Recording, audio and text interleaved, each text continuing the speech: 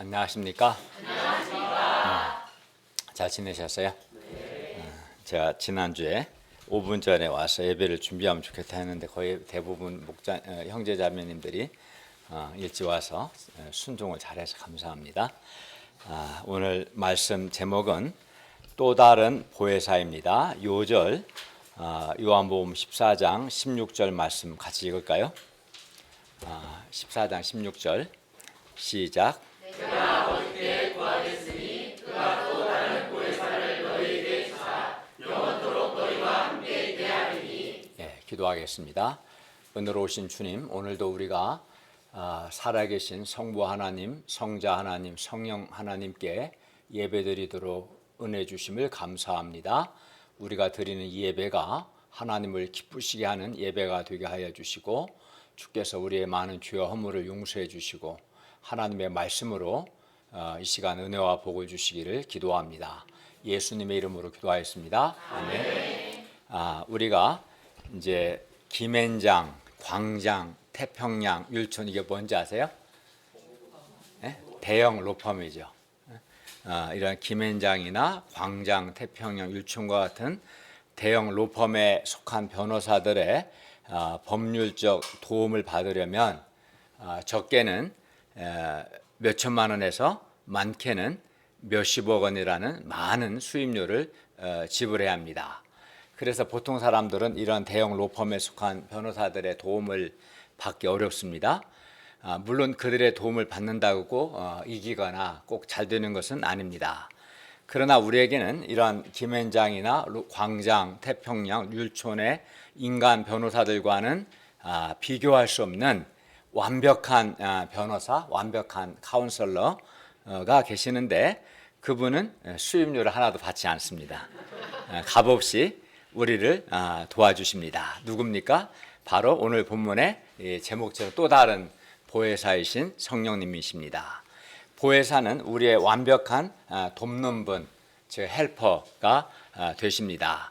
오늘 말씀을 통해 우리 죄를 위해 십자가에 죽으시고 부활하시고 승천하신 예수님께서 우리 신자들에게 보내신 보혜사 성령님께서 하시는 일이 무엇이며 또 우리가 보혜사 성령님의 도움을 받아 승리하는 삶을 살려면 또 우리가 어떻게 해야 하는가 배울 수 있기를 기도합니다. 제1장 또 다른 보혜사께서 영원토록 제자들과 함께 있고 또 제자들 안에 거하십니다. 16, 17절 말씀입니다. 16절 말씀을 다 같이 읽겠습니다.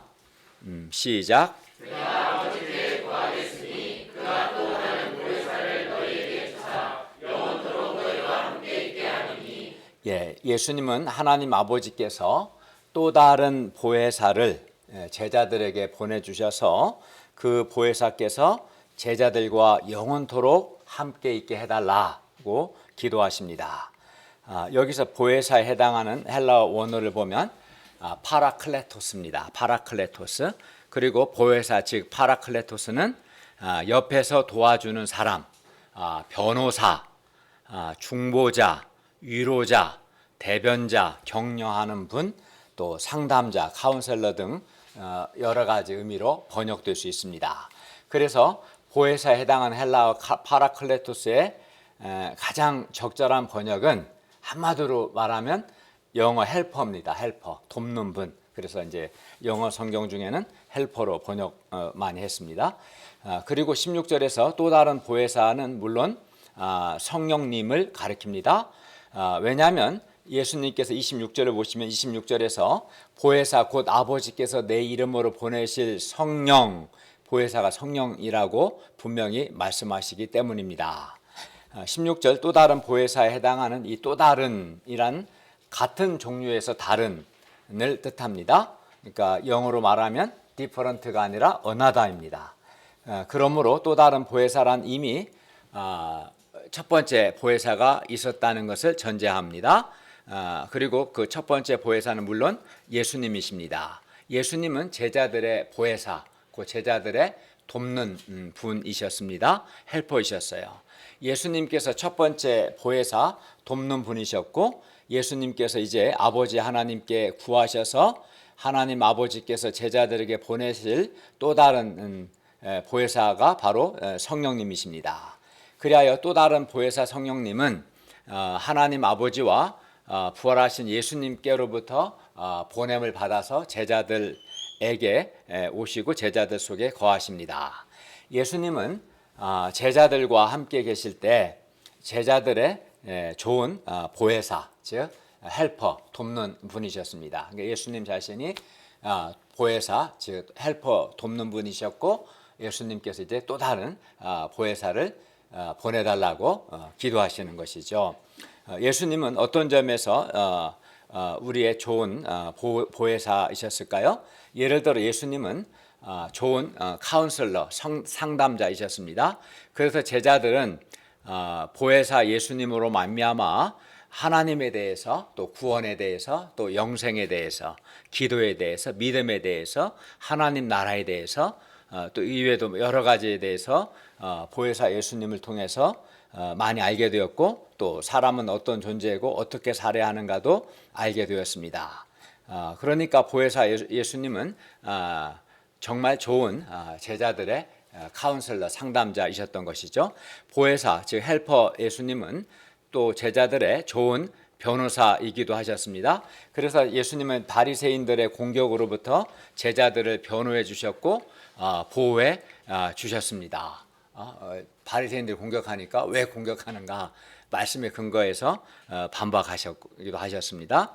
보혜사 예수님은 또 사람들의 정죄로부터 제자들을 변호해 주시고 보호해 주셨습니다. 그러나 예수님은 이제 예수님께서 공생 기간 동안 즉 성육신하신 상태에 계실 때는 예수님께서 이렇게 제자들의 신자들의 보혜사 돕는 분이셨지만 예수님은 이제 우리 죄를 위해서 십자가에서 죽으심으로 이제 제자들 신자들 곁을 떠나셔야 합니다. 그리고 예수님이 이제 떠난 후에 제자들은 예수님께서 부활하시고 승천하시고 다시 오실 때까지, 여기서 다시 오시는 건 예수님의 재림이죠. 재림하실 때까지 성육신하신 예수님이 그들 가운데 계시지 않는 그 시대를 살아가야 합니다. 그렇죠. 왜냐하면 예수님이 마리아에게 잉태되어 성육신하시고 또 제자들과 함께 하시면서 제자들의 보혜사, 제자들의 완벽한 돕는 분, 헬퍼이셨는데 예수님은 이제 우리 죄를 위해서 십자가에서 죽으시고 부활하시고 승천 하나님께로 가시잖아요. 그러면 이 땅에 보혜사 예수님 계셔요, 안 계셔요? 안 계시죠. 그래서 제자들은 이제 예수님 승천하시면 성육신하신 예수님이 계시지 않는 그 시대를 살아가야 하는 거예요.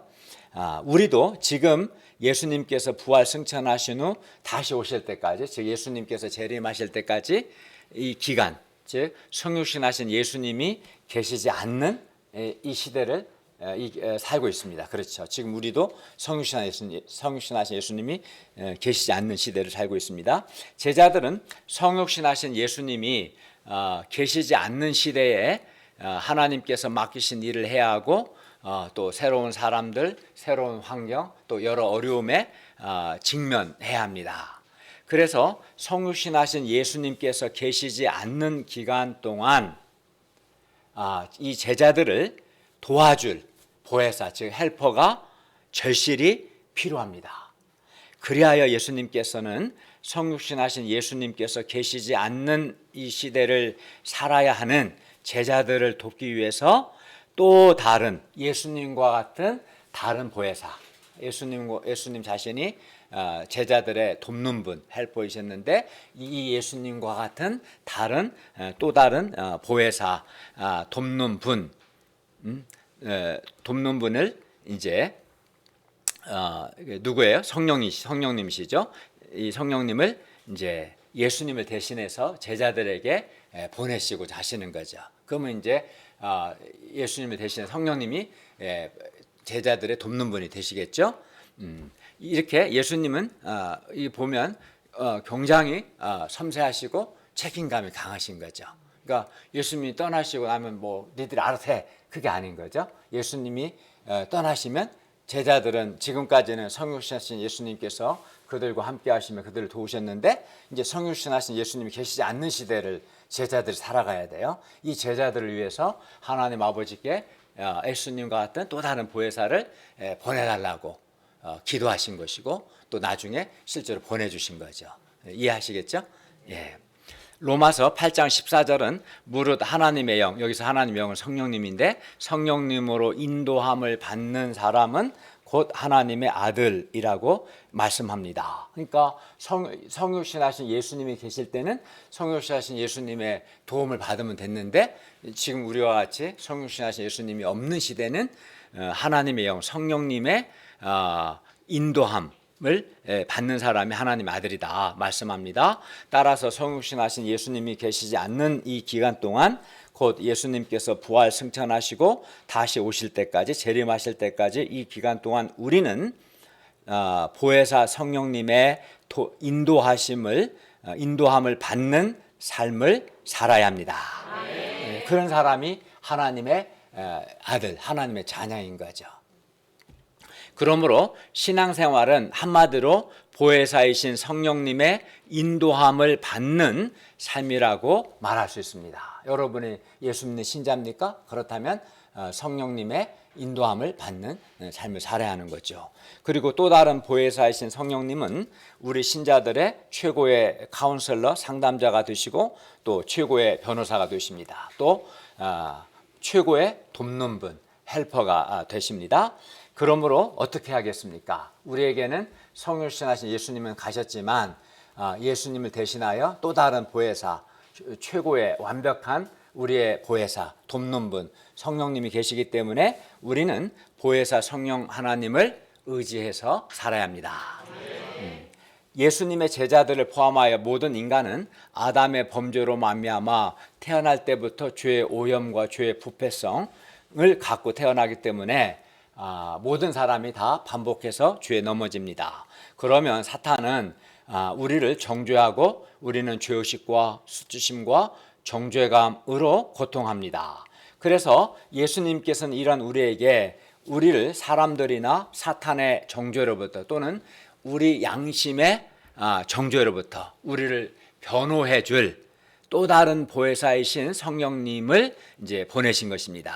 그리고 또 다른 보혜사 성령님께서는 영원토록 성육신하신 예수님은 3년 동안 제자들과 함께 계셨지만 예수님께서 보내실 보혜사 성령님은 영원토록 우리와 함께 하시고 우리 안에 함께 하시고 우리 안에 거하시고 또 우리를 도우시는데 어떻게 도우시냐면 말씀을 통해서 하나님의 말씀을 통해서 우리를 도우십니다.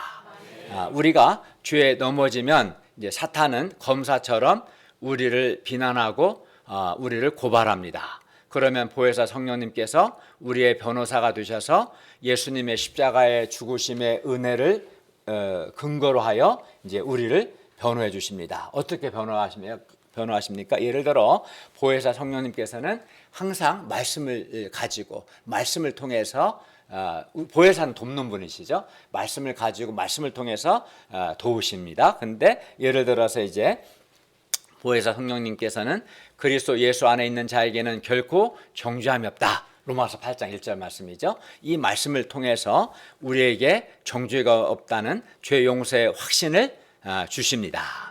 이 외에도 보혜사 성령님께서는 하나님의 말씀을 통해 말씀을 가지고 우리를 때로는 위로하시고 때로는 격려하시고 또 우리에게 지혜를 주십니다.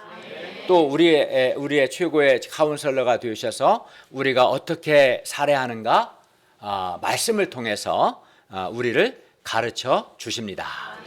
우리에게 이렇게 완벽하고 좋은 보혜사 곧 돕는 분 헬퍼를 보내주신 성부 하나님과 부활하신 성자 예수님께 감사를 드립니다. 우리에게 대형 로펌의 변호사는 없어도 그들은 한계가 있죠. 그러나 완벽한 우리의 돕는 분, 보혜사, 헬퍼 되시는 성령께서 우리와 함께 하심을 감사합니다. 그러니까 우리가 어떻게 하겠습니까? 우리가 보혜사 성령님의 도움을 잘 받을 수 있기를 기도합니다. 17절 상반절을 보십시오. 그는 진리의 영이라. 여기서 진리의 영이란 사람들을 진리 가운데로 인도하시는 성령님이란 뜻입니다. 그리고 여기서 진리란 일반적 진리를 말하는 것이 아니라 진리이신 예수님을 가리킵니다. 그래서 보혜사 성령님은 사람들을 예수님께로 인도하십니다. 보혜사 성령님께서 사람들에게 오직 예수님만 하나님께로 이르는 길이요 진리요 생명이심을 이제 깨닫게 하시고 믿게 하십니다. 이렇게 해서 사람들을 진리 되신 예수님께로 인도하십니다. 17절을 다 같이 한번 읽어볼까요? 시작.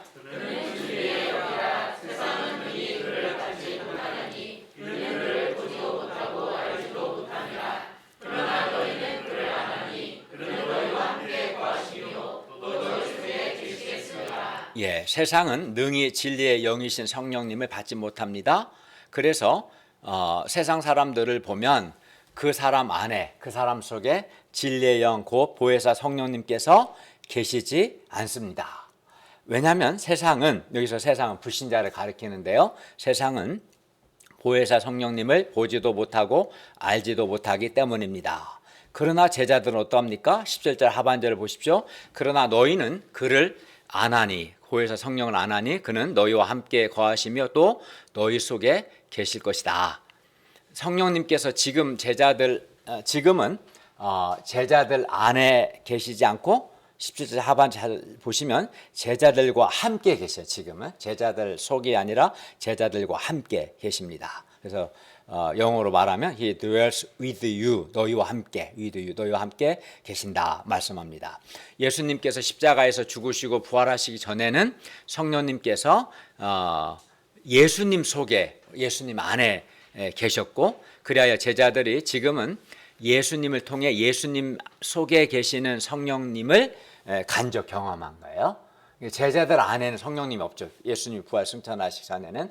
제자들은 어떤 성령님? 예수님 속에 계시는 성령님을 경험하죠. 그래서 성령님이 너희와 함께라고 표현한 겁니다. 함께 계신다. 이런 의미에서 이것을 가르쳐 17절 하반절에서 그는 성령님은 너희와 함께 거하신다라고 말한 겁니다.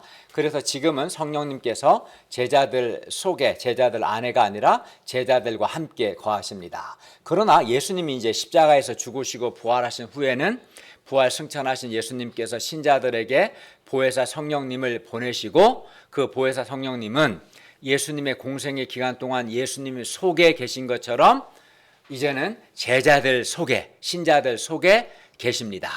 이걸 이제 영어로 He will be in you. 전치사가 바뀌는 거예요. 부활 승천하시기 전에는 제자들과 함께 with 계시고, 부활 승천하신 후에는 예수께서 성령을 보내시면 그 성령님은 in you, 제자들 안에, 제자들 속에 거할 것이다 라고 말씀합니다. 그걸 영어로 He will be in you 라고 한 거죠. 이것을 가리켜 17절 하반절에서 그는 너희 속에 계실 것이다. 여기는 미래형으로 써요. He will be in you. 왜냐하면 지금 이 말씀하시는 시점은 예수님이 십자가에서 죽으시기 전이시기 때문에 미래형으로, 그러나 이제 예수께서 파송하신 성령이 오시면 그때는 제자들 안에 계시겠죠. 그래서 이제 로마서 8장 9절 하반절은 누구든지 그리스도의 영, 즉 성령님이 없으면 그리스도의 사람이 아니다, 신자가 아니다 라고 말씀합니다. 그리고 성령님께서 우리 속에, 우리 안에 계신다고 해서 이것을 우리는 성령의 내주 이렇게 표현해요. 성령님이 우리 안에 머문다. 안내자 해서 내주, 머물 주 해서 우리 안에 머무신다, 거하신다. 성령의 내주 이렇게 말합니다. 그러므로 예수님의 십자가의 죽으심과 부활, 승천 사건은 성령의 거주 방식에 중대한 변화를 가져옵니다. 예수님께서 십자가에서 죽으시고 부활하시고 승천하시기 전에는 성령님께서 그 성육신하신 예수님 속에 계셔서 제자들과는 함께, 제자들 속에 아닌 제자들과 함께 거하셨다면 예수님의 십자가의 죽으심과 부활 승천 후에는 성령님께서 제자들 속에, 제자들 안에 거하십니다. 성령이 내주하시는 거죠. 그래서 보혜사 성령님께서 지금 우리도 마찬가지. 우리 예수 믿는 우리 신자들 속에, 우리가 예수 믿는다면 예수 믿는 사람들 속에, 예수 믿는 사람들 안에 성령님께서 계십니다. 즉 예수 믿는 우리 안에 성령님께서 내주하십니다. 그리고 이 성령의 내주는 영원한 내주입니다. 성령님의 내주는 예수님께서 재림하신 이후에도 새하늘과 새 땅에서도 계속됩니다. 따라서 예수 믿는 신자는 한마디로 말하면 신자의 정체성은 이겁니다. 예수 믿는 신자는 성령이 보혜사 성령께서 내주하시는 사람이고 내주하시는 성령님의 인도함을 받는 사람입니다. 이게 신자와 불신자를 완벽하게 구별해주는 중요한 지점입니다. 신자는 어떤 사람입니까? 보혜사 성령님, 헬퍼이신 성령님이 그 속에 내주하시고 성령의 인도함을 받는 사람이 신자죠. 보혜사 성령님께서 우리를 고아처럼 버려두지 않으시고 우리를 영원토록 함께 하시고 우리와 함께 하시고 우리 속에 계셔서 때로는 이제 우리의 변호사로, 때로는 카운슬러, 상담자로, 때로는 우리의 위로자로, 때로는 우리의 격려자로, 즉 우리의 헬퍼, 돕는 분으로 계심을 감사합니다. 또 다른 보혜사이신 성령님께서 우리를 진리 되신 예수님께로 인도하심을 감사합니다. 그러나 예수님을 믿지 않는 세상, 여기 세상은 불신자를 가리키는데요. 불신자들은 보혜사 성령님을 보지도 못하고 알지도 못합니다. 그러니 당연히 보혜사를 받지 못합니다. 그러니까 불신자 속에는 보혜사 성령님이 머물지 않습니다. 거하지 않습니다. 계시지 않는 거죠. 그래야 성령님의, 그러니까 불신자는 그 사람 속에 성령님이 없죠. 신자 불신자의 차이가 그겁니다. 예수 믿는 신자 안에는 성령님이 그 사람 속에 계시는 성령이 내주하시고 그를 인도하시고 그를 도우시는, 그러나 불신자는 성령님의 내주가 없기 때문에 불신자는 성령님의 카운슬링, 상담을 받지 못해서 그들은 어떻게 살아야 할지 몰라 방황하고 불안해합니다. 또 성령님의 변호를 받지 못하기 때문에 죄의식과 수치심과, 죄는 짓는데 죄의식과 수치심과 정죄감, 심판에 대한 두려움에서 벗어나지 못합니다. 왜냐하면 불신자에게는 성령이 없기 때문에, 성령이 계시지 않기 때문에 불신자는 성령의 도움을 받지 못합니다. 또 참된 위로를 받지 못합니다. 게다가 불신자는 성령이 없기 때문에 진리를 알지 못하고 진리로 인도되지도 못합니다. 불신자 속에는 진리의 성령님이 계시지 않기 때문에 그들은 악한 것들, 악한 생각들에 시달리고 이 세상 임금인 사탄의 지배를 받게 됩니다. 보혜사 성령님께서 예수 믿는 신자 안에 거하시는 것이 얼마나 감사한 일입니까? 얼마나 큰 은혜입니까? 보혜사 성령님께서 우리 안에 거하셔서 우리를 변호해 주시고 위로해 주시고 우리에게 카운슬링 해 주시고 우리를 도와주시고 우리를 인도해 주셔서 우리의 삶이 얼마나 풍성합니까? 예수님께서 성육신하신 예수님께서 계시지 않는 시대를 사는 우리 믿는 자들, 우리 신자들에게 또 다른 보혜사 성령님을 보내셔서 영원히 우리 안에 계시게 해주셔서 진실로 감사를 드립니다. 따라서 성육신하신 예수님이 계시지 않는 이 기간 동안 곧 예수님께서 부활 승천하시고 다시 오실 때까지, 재림하실 때까지 이 기간 동안 우리는 보혜사 성령님을 의지하고 보혜사 성령님의 인도함을 받는 삶을 살아야 합니다. 그러므로 신앙생활은 한마디로 내주하시는, 우리 속에 계시는 성령님의 보혜사, 돕는 분, 성령님의 인도함을 받는 삶이라고 말할 수 있습니다. 신자의 삶이란 보혜사 성령님의 인도함을 받는 삶입니다. 그리고 우리가 우리 안에 거하시는, 우리 안에 내주하시는 보혜사 성령님의 인도하심과 성령님의 도우심을 받으면 받을수록 어떻게 됐겠어요? 신자, 우리 예수 믿는 신자 안에는 보혜사 돕는 분, 성령님이 내주하시고 신자는 내주하신 성령님을 의지해 성령님의 도우심과 인도하심을 받을 수 있고, 이 성령님의 도우심과 인도하심을 받으면 받을수록 우리의 내면은, 성령님의 인도하심과 도우심을 받는 신자의 내면은 더욱 밝고 더욱 생명력이 있고 더욱 삶이 풍성하게 됩니다. 네, 그렇죠. 그러므로 이제 우리가 할 일은 우리 속에 보혜사 성령님께서 계신 것, 즉 우리 안에 성령께서 내주하시는 것을 우리가 깨닫고 보혜사 성령님을 의지하고 성령님의 도우심을 받는 것입니다. 그 훌륭한 아주 좀 능력 많은 변호사의 도움을 받기 위해서도 막 사람들이 막 몇백만 원 변호사비가 비싸요. 그러니까 대형 로펌은 막 몇천만 원, 몇 억씩 해요 정말로. 정말 그렇게 하고 또 우리가 바이올린 레슨을 받거나 과외를 하나 받기 위해도 기본적으로 한 번 할 때 몇십만 원씩 내잖아요. 인간 돕는 데는 한계가 있는데도 근데 예수 믿는 우리 신자 안에 보혜사 성령님이 계셔서 우리를 도우시고 완벽하게 우리를 도우시 인도하시니까 돈도 안 받고 얼마나 감사합니까? 그렇죠. 그런데 보혜사 성령님께서는 우리의 돕는 분이신 성령님께서는 반드시 하나님의 말씀을 가지고 또 하나님의 말씀을 통해서 일하시기 때문에 또 우리를 도우시기 때문에 우리는 하나님의 말씀을 붙들고 하나님의 말씀을 순종해야 합니다. 왜냐하면 보혜사께서는 성령께서는 말씀을 가지고 말씀을 통해서 일하시고 도우시기 때문에 그렇습니다. 그리하여 성령님과 하나님의 말씀 자체는 구별되죠.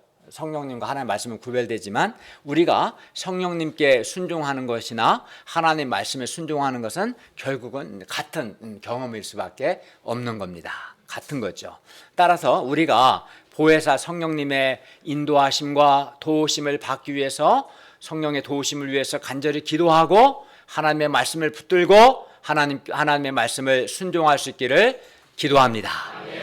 그리하여 우리가 보혜사 성령님의 인도하심과 성령님의 도우심을 잘 받아서 우리 내면이 밝아지고 힘이 생기게 되고 생명력이 있게 되고 우리의 삶이 더욱 풍성해지고 우리 인생이 승리할 수 있기를 기도합니다. 그러니까 건강한 신자들, 밝고 건강하고 생명력이 있고 풍성한 신자들은 하나같이 내주하시는 성령님을 의지하고 성령님의 도우심과 인도하심을 받기 때문에 그런 거예요. 그러나 불신자는 아예 불가능하고 신자라 하지만 내주하신 성령님의 인도함과 성령님의 도우심을 하나도 안 받으면 그 사람은 무능하고 내면이 어둡고 생명력이 없고 삶이 풍성하지 못하는 거죠. 근데 성령님은 성령 하나님은 되게 인격적이에요. 사람을 강압적으로 하지 않아요. 그러니까 내가 하나님의 말씀을 붙들지 않고 성령을 의지하지 않으면 그냥 내버려 두는 거예요. 그러니까 내가 적극적으로 성령의 도우심을 위해 기도하고 하나님의 말씀을 붙들고 하나님의 말씀을 순종할 때 그 사람을 적극적으로 도우시는 거예요. 그것에 비례해서 그의 삶이 풍성해지고 성령의 도우심과 인도하심 받는 사람은 승리하는 삶을 삽니다. 그러나 교만해서 내주하신 성령님의 도움을 구하지도 않고 말씀 순종하지도 않고 그러면 이제 메마른 신자인데 신자답지 않은 어둡고 은혜가 없고 기쁨이 없고 승리하지 못하는 불신자랑 비슷하게 살아가는 거예요. 그럼 되게 안타깝기도 하고 되게 잘못된 거죠. 제2장 예수님께서 제자들에게 다시 오셔서 제자들과 함께 하십니다. 15절, 18절에서 24절 말씀입니다. 먼저 18절을 보십시오.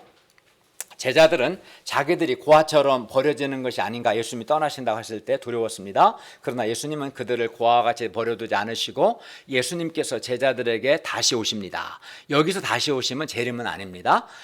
그러면 예수님께서 제자들에게 어떻게 다시 오십니까? 예수님께서 처음 오실 때는 육신을 입고 오셨어요. 성육신 하셨습니다. 마리아에게 성령의 능력으로 잉태되어 사람으로 나셨습니다. 그래서 모든 사람들이 다 성육신 하신 예수님을 볼 수 있었습니다. 그러나 예수님께서 십자가에서 죽으시고 부활 승천하신 후에는 보혜사 성령님을 먼저 보내시고 보혜사 성령님을 통해서 보혜사 성령님 안에서 다시 오십니다. 그래서 육의 눈으로 볼 수는 없습니다. 우리가 경험할 수 있을 뿐이죠. 19절을 보십시오. 조금 있으면 세상은 다시 나를 보지 못할 것이로되 너희는 나를 보리니 이는 내가 살아있고 너희도 살아있겠습니다. 세상은 조금 있으면 다시 예수님을 보지 못합니다. 왜 그렇습니까? 왜냐하면 예수님께서 우리 죄를 위해 십자가에서 죽으시고 부활 승천하시기 때문입니다. 하나님께로 가시기 때문에 세상은 더 이상 예수님 보지 못합니다. 그러나 제자들은 예수님 봅니다. 왜냐하면 예수님이 십자가에서 죽으시고 죽으시고 사흘 만에 다시 살아나실 것이고 승천하신 후에는 예수님께서 다시 오셔서 성령님을 통해 제자들 안에 계시기 때문입니다. 제자들은 성령님을 통해서 성령님 안에 계신 예수님을 경험할 수 있는 것이죠. 20절을 읽겠습니다. 시작.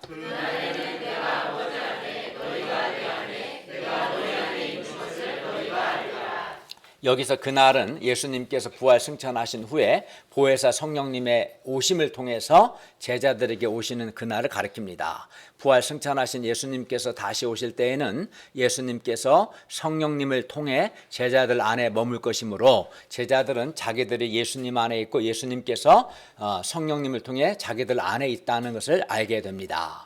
그리고 예수님은 언제나 아버지 하나님과 함께 계셨기 때문에 보혜사 성령님을 통해 다시 오실 때에도 하나님 아버지와 함께 하십니다. 그래서 예수님께서 다시 오시는 것은 예수님만 다시 오시는 것이 아니라 예수님 안에 계신 하나님 아버지도 다시 오시는 겁니다.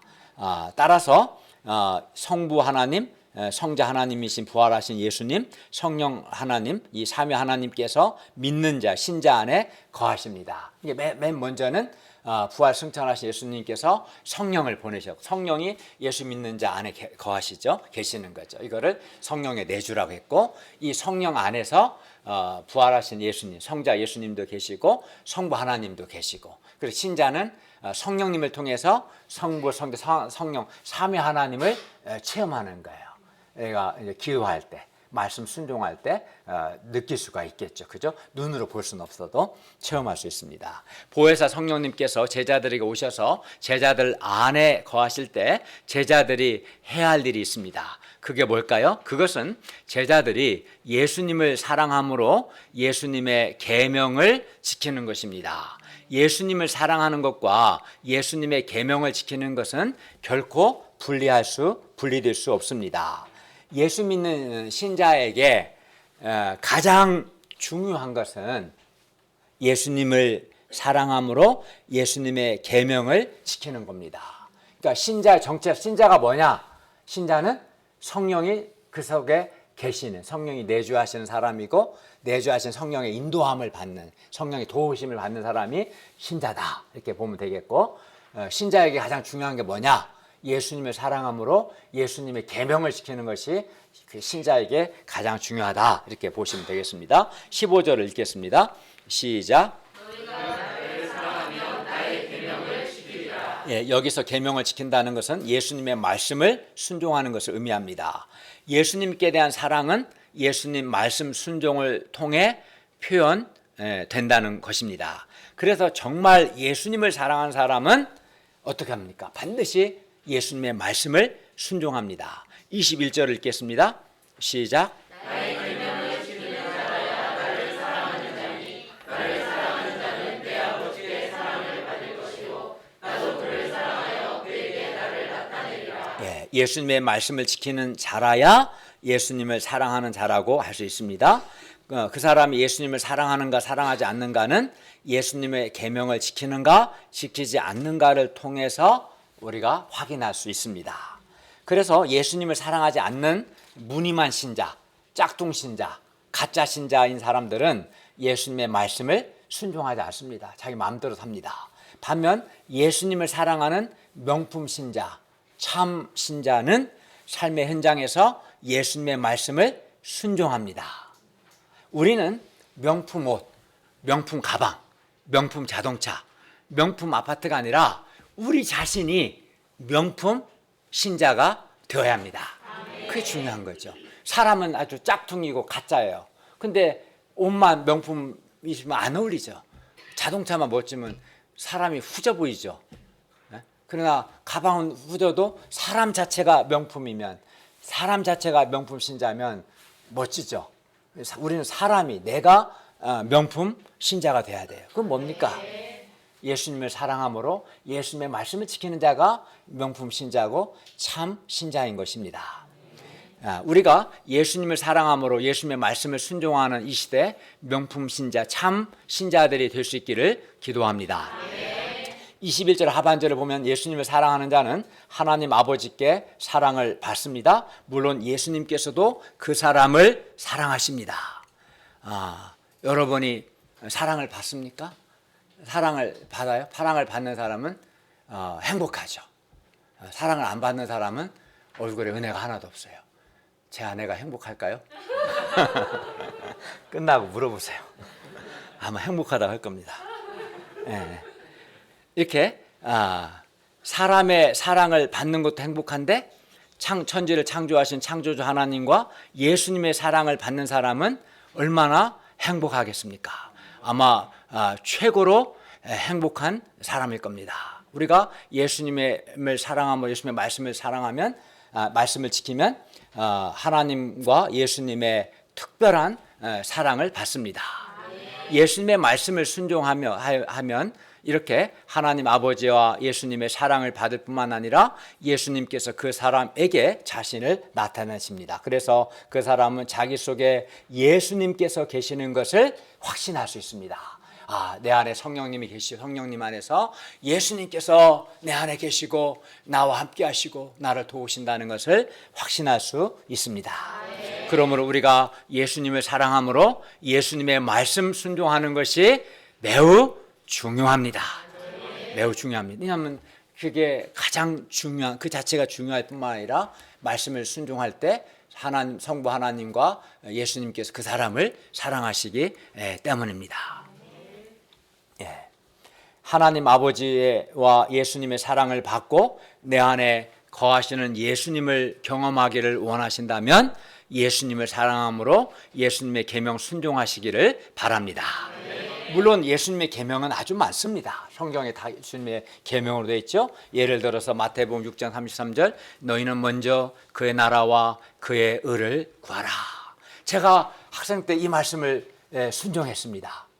근데 군에 이제 갔을 때 이 말씀을 순종했을 때 저는 하나님과 예수님의 사랑을 굉장히 많이 체험했고 또 예수님이 내 안에 계심을 확신할 수 있었습니다. 그래서 제가 늘 기도했어요. 주께서 나를 스페셜하게 사랑하신다는 것을. 주님의 말씀을 순종하면 주님께서 그 사람을 특별하게 사랑하십니다. 또 이외에도 우리가 지켜야 할 말씀 아주 많습니다. 가령 마태복음 10장 33절 누구든지 나를 따라오려거든 자기를 부인하고 자기 십자가를 지고 나를 따를 것이니라. 신앙생활은 자기를 부인하는 겁니다. 자기를 부인하는 겁니다. 그리고 예수님을 따르는 겁니다. 또 요한복음 21장 17절 내 양을 먹이라. 너희는 온천에 다니며 만민에게 복음을 전파하라. 우리가 지지난번에 배운 것처럼 내가 주와 또는 선생이 되어 너희 발을 씻었으니 너희도 서로 발을 씻어주는 것이 옳으니라. 이렇게 이외에도 많은 계명이 있지만 모든 계명의 핵심은 우리가 마음과 목숨과 뜻과 힘을 다해 하나님을 사랑하고 예수님께서 우리를 사랑하신 것처럼 우리가 서로 사랑하는 것입니다. 이 계명을 이렇게 주님을 사랑하고 계명을 지킬 때 하나님과 예수님께서 그 사람을 특별히 사랑하시고 자기를 나타낼 것입니다. 하나님 예수님의 사랑을 받는 삶은 너무나 행복합니다. 정말 좋습니다. 23절을 읽겠습니다. 시작. 사람이 나를 사랑하면 내 말을 지키리니 내 아버지께서 그를 사랑하실 것이요 우리가 그에게 가서 곧 저를 그와 함께하리라. 예수님은 다시 한번 예수님을 사랑하는 것과 예수님 말씀을 순종하는 것의 관계를 말씀합니다. 예수님을 사랑하면 반드시 예수님 말씀에 순종해야 합니다. 그리고 이렇게 예수님의 말씀을 순종하는 자를 하나님 아버지께서도 사랑하십니다. 그리고 하나님과 예수님께서 우리를 거처 삼으셔서 우리와 항상 함께 하시고 우리를 도우시고 우리를 인도하십니다. 그러니까 신앙생활에 뭐가 가장 중요합니까? 라고 말하면 예수님을 사랑함으로 예수님의 계명을 지키는 겁니다. 이렇게 대답할 수 있어야 합니다. 그러므로 우리가 예수님을 사랑함으로 예수님의 말씀 순종할 수 있기를 바랍니다. 그리하여 하나님 아버지와 예수님의 특별한 사랑을 받고 우리를 거쳐 삼아 우리와 함께 하시는 하나님 아버지와 예수님을 경험할 수 있기를 바랍니다. 제3장 보혜사께서 모든 것을 가르치시고 예수님께서 평안을 주십니다. 25절에서 31절 말씀입니다. 26절을 읽겠습니다. 시작. 아버지께서 내 이름으로 부르실 성령 그가 너희에게 모든 것을 가르치고 예, 보혜사 성령님은 예수님의 이름으로 보냄을 받아 제자들에게 모든 것을 가르치십니다. 여기서 모든 것이란 지금까지 예수님께서 가르치신 모든 것을 의미합니다. 보혜사 성령님께서는 새로운 것을 가르치지 않으시고 지금까지 예수님께서 말씀하신 모든 것을 가르치시고 예수님께서 말한 모든 것을 생각나게 하십니다. 그런데 예수님은 이제 예를 들어 제자들에게 요한복음 2장 21절에서는 눈에 보이는 건물 성전 시대는 끝났고 예수님 자신이 새로운 성전임을 가르치셨습니다. 또 요한복음 3장 5절에서는 사람이 하나님 나라를 보려면 물과 성령으로 거듭나야 함을 말씀하셨고요. 또 요한복음 4장 14절에서는 사람의 목마름을 해결해 주는 것은 예수님이 주시는 영생하도록 솟아난 샘물 즉 성령님이시다라고 말씀하셨습니다. 또 예수님은 오직 예수님만이 양들을 위해 자기 목숨을 버리시는 선한 목자이시다. 또 예수님은 부활의 생명이심을 선포하셨습니다. 또 예수님은 예수님만이 길이요 진리요 생명이심으로 길 되신 예수님을 통해서만 하나님 아버지께로 갈 수 있음을 말씀하셨습니다. 또 이 외에도 예수님은 생명의 떡이기 때문에 예수님께 오는 자는 결코 줄이지 아니하고 예수님을 믿는 자는 영원히 목마르지 않는다고 말씀하셨습니다. 그런데 우리의 이성과 우리 능력만으로는 이 예수님의 말씀을 깨닫지 못합니다. 말씀의 은혜를 받지 못합니다. 오직 보혜사 성령님께서 오셔서 우리를 가르쳐 주실 때 우리가 예수님의 말씀을 깨닫게 되고 말씀의 은혜를 받게 되고 믿게 됩니다. 그래야 아무리 인간적으로 뛰어난 지성을 가졌을지라도 보혜사 성령님의 가르침을 받지 않는 사람은 하나님의 말씀, 예수님의 말씀을 깨닫지 못해요. 그러니까 서울대학교 나 박사학위를 받았는데 말씀을 깨닫지 못해. 그러니까 말씀의 은혜를 못 받아. 그러니까 마음에 은혜가 기쁨이 없죠. 이 예수님의 말씀은 인간의 이성과 지성으로는 안 되는 거죠. 그래서 말씀을 깨닫지 못하는 사람은 보혜사의 도우심을 안 받으면 말씀을 깨닫지 못하고 그러면 예수님의 말씀이 주는 참된 생명과 말씀의 빛과 말씀이 주는 은혜, 말씀이 주는 기쁨, 말씀이 주는 평안, 자유함을 누리지 못합니다. 그러니까 말씀이 주는 생명과 기쁨과 은혜와 만족과 내적인 힘과 생명력, 능력을 우리가 맛보고 누려야 하잖아요. 왜 못 누려요? 말씀을 깨닫지 못하니까, 은혜를 못 받으니까. 왜 그럴까요? 보혜사 성령님의 도움을 받지 않으니까 그런 거예요. 그러니까 똑같은 오늘 똑같이 저를 통해서 하나님의 말씀을 듣지만 보혜사 성령님의 도움을 받는 사람은 말씀을 깨닫고 지금 마음에 은혜가 넘치는 분도 있고 뭔 말인지 잘 못 깨닫는 분도 있을 수 있어요. 그 차이가 보혜사 성령님의 가르침을 받느냐 안 받느냐 차이입니다.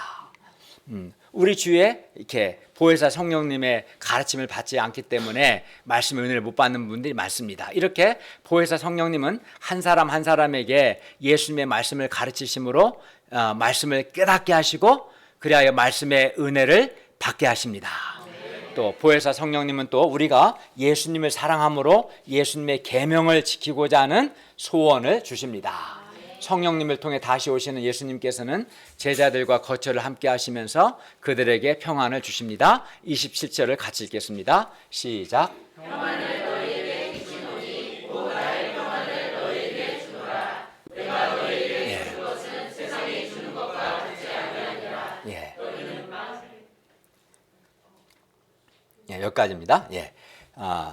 결론입니다. 보혜사 성령님은 영원토록 예수 믿는 우리와 함께 하시고 우리 안에 우리 속에 거하십니다. 그러므로 예수님께서 부활 승천하시고 다시 오실 때까지 재림하실 때까지 기간 동안 즉 성육신하신 예수님께서 계시지 않는 이 기간 동안 우리는 부활 승천하신 예수님께서 보내셔서 우리 예수 믿는 신자 안에 내주하시는 성령님의 인도하심과 성령님의 도우심을 받는 삶을 살아야 합니다.